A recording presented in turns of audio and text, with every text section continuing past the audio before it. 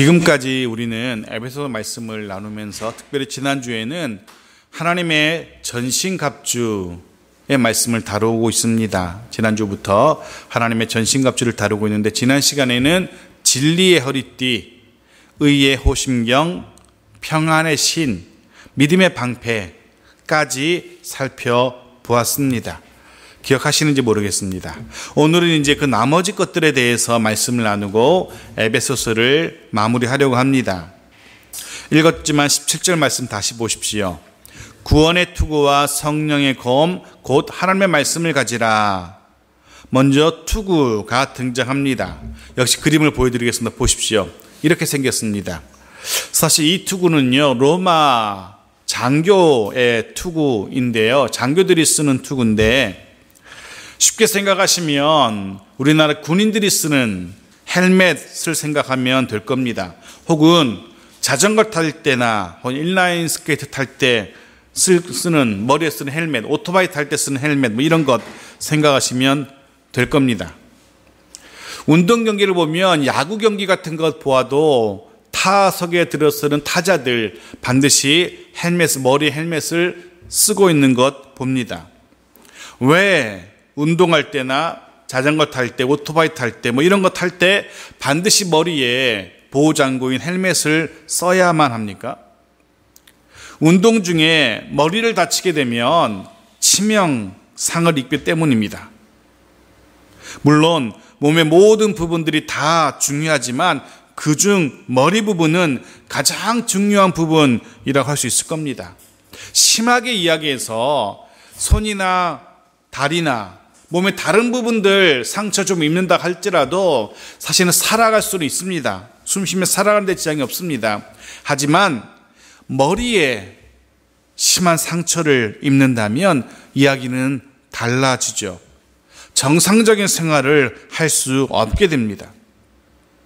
특히나 전쟁을 수행해야 할 군인이 머리에 치명적인 상처를 입는다면 더 이상 전쟁 수행할 수 없게 됩니다. 말 그대로 머리에 대한 공격은, 머리에 상처를 입는 것은 결정적인 공격이 될 것이고 결정적인 상처가 되는 겁니다.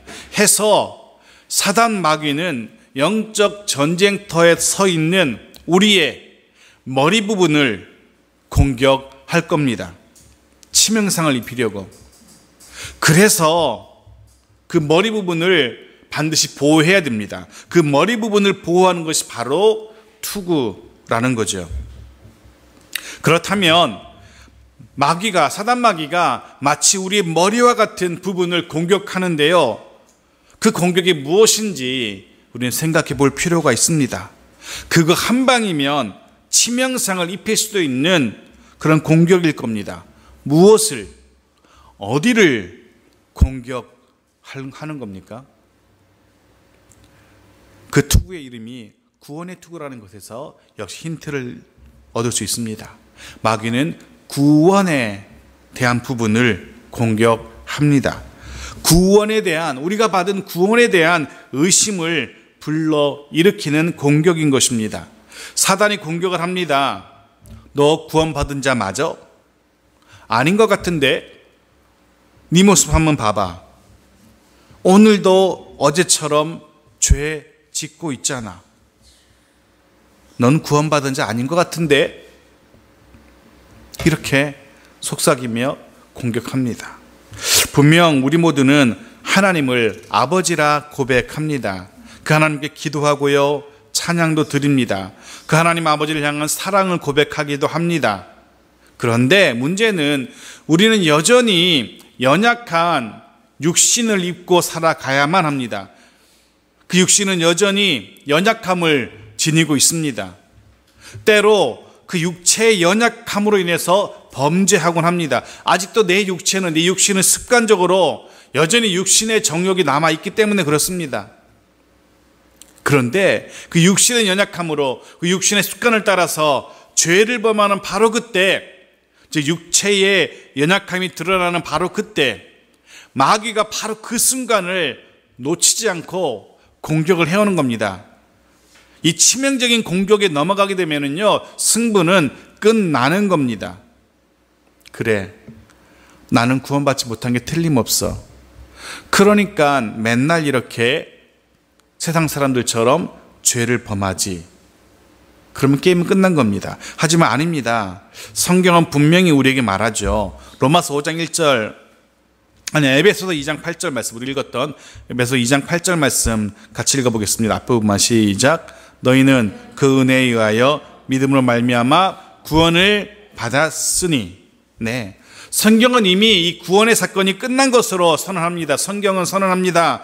이미 하나님을 우리가 아버지로 고백하고 있고요, 예수 그리스도를 주로 시인하고 있고요, 그는 우리들은 이미 구원받았다라고 얘기합니다. 네, 구원의 사건 이미 끝난 일입니다. 맞죠? 아멘입니다. 그런데 구원에는 또 다른 면이 있습니다. 말씀드린 것처럼 이미 완성된 끝난 구원의 사건이 있는데요, 그것은 우리가 예수를 주로 시인할 때 완성되는 구원입니다. 저와 여러분이 이미 구원받은 자인 것, 바로 그것이 또 한 가지 면인데요, 또 하나의 면이 있는데 바로 미래적인 구원입니다. 미래, 즉 우리가 하나님 앞에 섰을 때, 최후 심판의 때에, 그때 우리는 온전한 구원을 확인받게 됩니다. 확증을 받게 됩니다. 그게 미래적인 구원이고요. 근데 한 가지가 더 있습니다. 바로 이게 문제가 되는데요, 구원의 현재적인 면이 있습니다. 빌립보서 2장 12절 말씀 보십시오. 같이 읽죠. 시작. 그러므로 나의 사랑하는 자들아, 너희가 나 있을 때뿐 아니라 더욱 지금 나 없을 때에도 항상 복종하여 두렵고 떨림으로 너희 구원을 이루라. 바로 이게 문제가 됩니다. 너희 구원을 이루라. 조금 전 우리는 우리의 구원은 이미 끝난 일이라고 말씀드렸습니다. 근데 여전히 빌립보서에서는 구원을 이루어 가라 라고 권면하고 있습니다. 아직 끝나지 않은 사건이라고 말하고 있습니다. 어떻게 이해할지. 아직 저와 여러분의 구원에 관한 일이 끝나지 않았다는 겁니다. 과연 그렇습니까? 그렇지 않습니다. 조금 전에 말씀드렸잖아요. 이미 끝난 사건이라고. 말씀대로 이미 저와 여러분 구원받았습니다. 완료되었습니다. 하지만 여전히 구원받은 저와 여러분에게는요, 매일매일의 삶 속에서 구원받은 자답게 살아가야 하는 책임이 남아 있습니다. 하나님께서 예수 그리스도의 보혈의 공로를 보시고 이루신 우리의 구원의 사건입니다. 이제 구원받은 우리들로서 하나님께서 완성하신 그 구원을 나의 삶 속에, 매일의 삶 속에 적용해야 하는 책임은 남아 있는 겁니다. 하나님이 이루신 그 구원의 사건, 완성하신 구원의 사건, 내 삶 속에서 적용해 나가는 사건이 바로 구원을 이루라는 표현으로 사도 바울이 쓰고 있는 겁니다. 하나님이 이루신 그 구원이 내 삶 속에서 어떻게 드러나는지 보여주라는 겁니다. 구원받은 자의 삶이 어떤지 보여주어야 된다는 겁니다. 그게 구원의 현재적인 측면입니다. 근데 많은 그리스도인들이 육체의 연약함으로 인하여서 그렇게 살지 못할 때가 있어요. 구원받은 자답지 못하게 사는 경우는 너무 많잖아요. 바로 그때 사단이 그 부분을 공격하는 겁니다. 우리에게 너 구원받지 못했잖아 라고 거짓말합니다. 여기에 속아 넘어가지 말아야 됩니다. 거기 속아 넘어가지 않으려면 그때 필요한 것이 바로 구원의 확신입니다. 그것이 바로 구원의 투구인 겁니다. 이 확신이, 구원에 대한 이 확신이, 이 구원의 투구가 우리에게 있다면 사단이 그 어떤 거짓에도 흔들리지 않을 수 있는 겁니다. 사단과 영적 전쟁에서 능히 사단의 강력한 공격을 막아낼 수 있는 겁니다. 구원의 투구, 구원의 확신 잊지 마십시오. 하나님이 이렇게 우리 머리에 강력한 구원의 투구를 씌워 주셨습니다. 자, 이제 머리 부분, 즉 구원의 투구부터 발끝까지, 복음의 평안의 신까지 하나님이 친히 입혀주신 전신갑주를 우리가 다 무장했습니다. 이제 온갖 머리 공격, 발 공격, 몸통 공격, 모든 사단의 공격을 능히 막아낼 수 있는 그런 사람이 되었습니다. 다 되었습니까? 아닙니다. 우리에게 더 필요한 것이 있습니다. 무엇이겠습니까? 사단을 한 방에 제압할 수 있는 강력한 공격력 무기가 필요합니다. 한없이 사단의 공격을 막아내는, 수비만 하는, 방어만 하는데 우리 한평생을 다 쓸 수는 없잖아요. 언제부턴가부터는 강력한 무기로 사단을 제압하고 승전가를 누리며 살 수 있는 우리들이 되어야 되잖아요. 그래서 우리에게는 공격할 수 있는 공격력 무기가 필요합니다. 뭐죠? 바로 성령의 검입니다. 그림 하나 보여드릴게요. 보십시오. 이 그림입니다. 로마 군인들이 쓰던 검인데요. 양날검이죠. 오늘 본문은 이 검을, 이 성령의 검을 하나님의 말씀이라고 설명합니다. 사단 마귀와의 영적 전쟁에서 저와 여러분의 손에 들려 있어야 할 것, 바로 이 말씀의 검입니다. 로마 군인들이 쓰던 이 검은 헬라어로 마카이란이라고 하는데요. 양쪽에 날이 서 있습니다. 양쪽에 서 있죠. 그래서 히브리서 4장 12절은 이렇게 표현합니다. 히브리서 4장 12절 같이 읽어볼게요. 시작. 하나님의 말씀은 살아있고 활력이 있어 좌우의 날선 어떤 검보다도 예리하여 혼과 영과 및 관절과 골수를 찔러 쪼개기까지 하며 또 마음의 생각과 뜻을 판단하나니. 그렇죠? 좌우의 날선 검으로 표현하고 있습니다. 그런데 많은 사람들이 착각합니다. 아니, 많은 그리스도인들도 착각합니다. 이 검이, 이 말씀의 검이 우리로 하여금 승리하게 할 수 있다고 생각하지 않습니다. 그것 말고 돈, 즉 물질이, 혹은 인맥이, 권력이, 학벌이 우리 인생에 승리를 가져다 줄 수 있다고 생각들 합니다. 그래서 수단 방법 안 가리고, 그저 수단 방법 안 가리고 돈을 쌓아 놓습니다. 수단 방법 안 가리고 인맥을 쌓고요, 권력을 주려고 합니다. 우리 사회의 문제가 지금 드러나고 있는 이 현실의 출발점, 문제가 바로 그겁니다. 돈, 인맥, 권력, 학벌, 이게 우리 인생의 승리를 가져다 줄 것처럼 생각하는 것, 여기서부터 문제가 생깁니다. 교회도 예외는 아닌 것 같습니다. 교회도 마찬가지입니다. 어떤 기독교 역사학자가 교회를 망치는 이유 3가지를 이야기하던데요. 그중 첫 번째가 물질주의입니다. 첫 번째가 물질주의. 그 다음 독선주의, 적당주의 이렇게 얘기하던데, 교회를 망치는 첫 번째 물질주의. 물질을 우선할 때, 그 물질이 승리를 가져다 줄 것처럼 생각할 때 문제가 생기는 겁니다. 물질, 돈 필요합니다. 하지만 그것이 우리 삶에 승리를 가져다 주고 그것이 우리 삶의 평안과 안전과 소망을 가져다 준다고 착각하면은 문제가 생기는 겁니다. 기억하십시오. 영적 전쟁에서 승리할 수 있는 유일한 방법은 말씀의 검을 우리 손에 쥐는 겁니다. 그럴 때에, 우리가 말씀의 검을 손에 쥘 때에 사단 마귀가 쉽사리 덤비지 못하는 겁니다. 근데 한 가지 더 주의하셔야 할 거 있습니다. 아무리 말씀의 검을 손에 쥐고 있다 할지라도 그 검을 자유자재로 다루지 못한다면, 생각해 보십시오. 검을 손에 쥐긴 쥐었는데 이걸 내 마음대로 자유자재로 못 다뤄요. 막 검에 끌려다니고 휘두르지도 못하고 막 그런다 생각해 보십시오. 그러면 손에 쥐인 그 검이 오히려 옆에 있는 동료를 위험하게 만듭니다. 혹은 검을 손에 쥐고 있는 그 사람이 위험해질 수도 있습니다. 군인들을 예를 들어 보겠습니다. 군에 입대하면은요, 당장 전쟁터에 투입하지 않습니다. 전쟁용 무기들을 잘 다룰 수 있도록 훈련을 하죠. 총쏜 훈련도 반드시 합니다. 그 총쏜 훈련을 할 때는요, 아주 심각합니다. 아주 험악한 분위기 속에서 총쏜 훈련합니다. 왜냐하면 자칫 잘못 다루면 자신을 다칠 수 있고 옆에 서 있는 동료들을 다치게 할 수 있기 때문에 훈련을 거듭합니다. 아무리 성능 좋은 총을 손에 들려줘도 사용할 수 없다면 아무 소용이 없습니다. 아무리 좋은 강력한 최첨단의 무기라도 사용할 수 없다면 돌멩이 하나만큼도 효과가 없는 겁니다.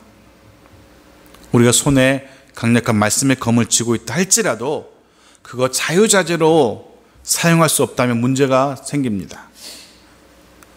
그러게 우리는 이 말씀의 검을 자유롭게 사용할 수 있어야 됩니다.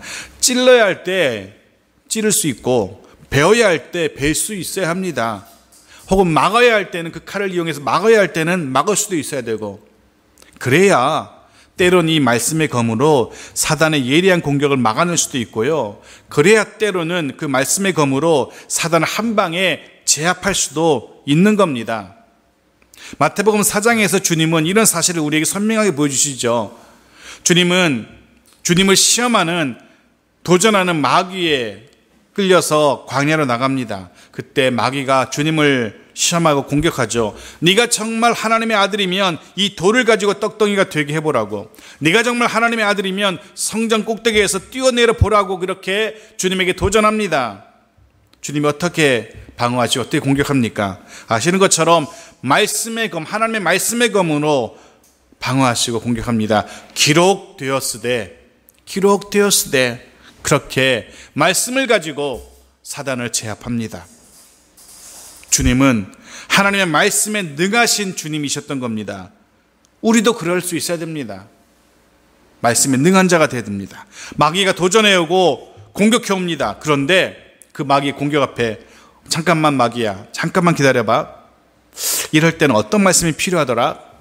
기억이 날 것도 같은데, 메모이는 게 어디 있을 텐데, 잠깐만 마귀야, 잠깐만 기다려줘. 그 칼 내려놓고 잠깐만 기다려. 얼핏 설교 시간에 들은 것 같기도 한데, 이럴 땐 이런 말씀이 필요하다고 들은 것 같기도 한데, 마귀한테 조금만 기다려달라고 하면 기다려줍니까? 마귀가 휘두르는 칼날이 한 방에 나가 떨어질 겁니다. 대적마귀는 기다려주지 않습니다. 오히려 더 치명적인 공격을 가해올 것이고, 우리는 그 공격에 쓰러질 수밖에 없습니다. 평소에 하나님의 말씀에 능숙한 자가 되도록 훈련을 거듭해야 하는 이유가 여기에 있습니다. 매일 말씀을 묵상하고 매일 그 말씀대로 살려고 애써야 되는 이유가 여기 있습니다. 그렇게 매일매일 말씀에 익숙한 자로 훈련되어야만, 때마다 일마다 말씀이 생각나고 기억나도록 해야만 마귀의 치명적인 공격을 막아낼 수 있을 뿐만 아니라 제압할 수 있는 겁니다. 그래서 신명기 6장 6절부터 9절은 이렇게 명령합니다. 같이 읽어보겠습니다. 시작. 오늘 내가 내게 명하는 이 말씀을 너는 마음에 새기고 내 자녀에게 부지런히 가르치며 집에 앉았을 때이든지 길을 갈 때이든지 누워 있을 때든지 일어날 때든지 이 말씀을 강론할 것이며, 너는 또 그것을 내 손목에 매어 기호를 삼으며 내 미간에 붙여 표로 삼고 또 내 집 문설주와 바깥문에 기록할지어다. 한마디로 눈에 보이는 곳에 다 말씀을 적어 놓으라는 겁니다. 이리 돌려도 말씀이 보이고 저리 돌려도 말씀이 보이고 누워도 말씀이 보이고 길을 갈 때에도 말씀이 보이게끔 하라는 겁니다. 하나님께서 율법의 명령으로 말씀을 대할 때 이렇게 대하라고 명령하고 있습니다. 이유가 무엇입니까? 왜 말씀이 항상 우리 눈에 보이도록 하라는 겁니까? 말씀에 능숙한 자, 말씀의 검에 능숙한 자 되게 하기 위함입니다. 그렇게 말씀의 훈련이 쌓이고 쌓여서 말씀의 검에 능숙한 영적 군사로 성장하게 될 때에야 마귀가 우리에게서 물러갈 겁니다. 그렇지 않으면요, 내내 마귀의 도전 앞에서 허둥지둥 그 마귀의 공격을 막아내기에 바쁩니다. 우리 평생 그렇게 마귀의 공격을 막아내는 데만 급급해서 잠시도 평안하지 못하고 잠시도 행복하지 못하고 늘 바쁘고 늘 쫓기고 늘 막아내는 그런 삶을 살아야 됩니다. 하지만 말씀의 검에 능숙한 자 되면은요, 한 칼에 마귀를 제압할 수 있고 더 이상 우리에게 마귀가 근처도 오지 못한 그런 영적인 군사들로 살아갈 수 있게 되는 겁니다. 생각해 보십시오. 내가 왜 맨날 그렇게 마귀의 공격에 그렇게 시달리면서 맨날 그렇게 힘들고 어렵게 살아가고 있을까? 말씀의 검에 능숙한 자 되지 못했기 때문입니다. 자, 여기까지 정리해 보겠습니다. 전신갑주, 진리의 허리띠, 의의 호심경. 그 그림 보여드렸죠? 그림 보십시오. 그림이 없었나요? 그림 여기 주보 안에다 넣어놨는데요. 진리의 띠, 의의 호심경, 평안의 복음의 신, 믿음의 방패, 구원의 투구, 성령의 말씀의 검. 다 갖춘 자의 모습이 그렇습니다. 이렇게 멋있어 보이지 않습니까? 든든해 보이죠? 저와 여러분이 이런 든든해 보이는 강력한 영적인 군사들로 세워져 가기를 소원합니다. 능히 서서 사단의 모든 도전을 물리칠 수 있기를 바랍니다. 한 칼에 제압할 수 있기를 바랍니다. 나로 인하여 하나님의 나라가 든든히 서가고 오히려 더 확장되어지는 그런 영적 군사들 되어지길 바랍니다. 그런데요, 보십시오. 영적 전쟁을 위해서 필요한 하나님의 전신갑주를 이야기하던 사도 바울이 도리어 기도에 대한 이야기를 시작합니다. 18절 말씀 보십시오. 같이 읽어볼까요? 시작. 모든 기도와 간구를 하되 항상 성령 안에서 기도하고 이를 위하여 깨어 구하기를 항상 힘쓰며 여러 성도를 위하여 구하라. 갑작스레 기도에 관한 이야기를 시작합니다. 왜 사도 바울이 하나님의 전신갑주를 이야기하다 갑자기 기도에 대한 이야기를 하고 있을까? 우리가 하나님의 전신갑주를 입고 있는 것만으로는, 우리가 성령의 검을 손에 쥐고 있는 것만으로는 부족하다는 겁니다. 또 다른 성경 번역을 적어놨습니다. 빨간 글씨로 적어놨는데 보십시오. 같이 읽죠. 시작. 여러분은 또한 언제나 기도하며 하나님의 도우심을 청하십시오. 아멘. 하나님의 전신갑주를 머리부터 발끝까지 다 갖췄습니다. 성령의 검으로 무장했습니다. 그런데 하나가 더 필요하다는 겁니다. 뭐가 더 필요하다고요? 하나님의 도우심. 하나님의 도우심이 필요하다는 겁니다. 나의 몸이 죄의 상태를 유지하는 것, 그거 굉장히 중요합니다. 군사인 내 몸이 건강한 것 중요하다고 말씀드렸습니다. 내가 하나님의 전신갑주로 무장하는 것 역시 중요합니다. 말씀의 검을 능숙하게 다룰 수 있게 되는 것 정말 중요합니다. 모두 다 영적 전쟁에서 승리하기 위하여 꼭 필요한 것들입니다. 몸이 건강한 것, 전신갑주, 말씀의 검. 하지만 한 가지 더 정말 중요한 것, 정말 필요한 것이 한 가지 더 있습니다. 바로 그것이 무엇입니까? 하나님의 도우심입니다. 해서 사도 바울은 우리에게 권면합니다. 늘 기도로 하나님의 도우심을 구하라고. 우리의 힘만으로는 결코 이길 수 있는 싸움이 아니기 때문에 그렇습니다.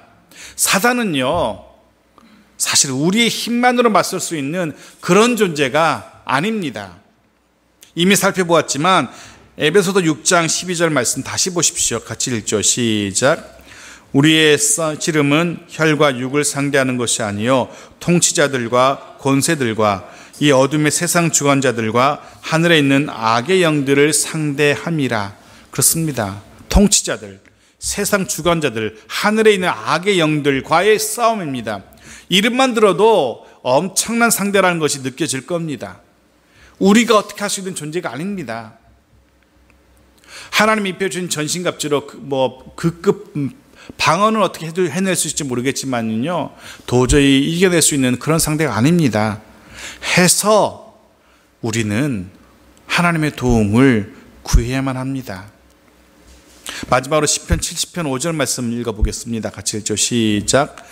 나는 가난하고 궁핍하오니 하나님이여 속히 내게 임하소서.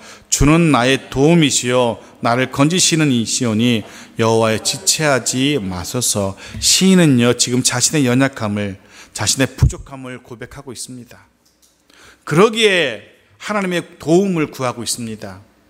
영적으로 우리도 우리의 부족함, 우리의 연약함, 우리의 가난함, 우리의 궁핍함 하나님께 고백할 수 있어야 됩니다. 인정할 수 있어야 됩니다. 그리고 이 치열한 영적 전투에서 승리하기 위하여 하나님의 도움을 구하라고, 기도하라고 권면합니다. 자기 자신뿐만이 아니라 함께 영적 전쟁에 참여한 믿음의 동력자들을 위해서도 기도해야 됩니다. 나 혼자 잘 싸운다고 이기는 전쟁이 아닌 겁니다. 옆에 있는 믿음의 지체가 무너진다면 이 전쟁은 승리할 수가 없습니다. 그래서 우리는 늘 자기 자신뿐 아니라 함께 믿음의 선한 싸움을 싸우는 믿음의 동력자들을 위해서 기도해야 한다라고 사도 바울은 우리에게 권면합니다. 그럴 때에 우리는 능히 사단 마귀와의 영적 전쟁에서 승리를 거두게 될 겁니다. 말씀 마칩니다. 오늘도 여전히 마귀는 우리를 향해서 매서운 공격을 준비하고 있습니다. 빈틈을 노리고 있습니다. 기억하십시오. 여전히 전쟁 중입니다. 아직 끝나지 않았습니다.